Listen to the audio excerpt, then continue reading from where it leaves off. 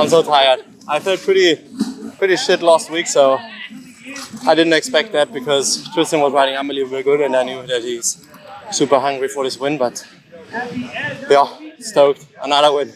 It's unreal, and it's just still keeps on going, and unbelievable. So really happy. I pushed as hard as I could. I did my best. Yeah, it was a good race. I paced myself. Made a couple of mistakes in the beginning, and then kind of figured the track out and just realised that we just need to chill a bit. it was still, even though it was dry, it was still quite slippery.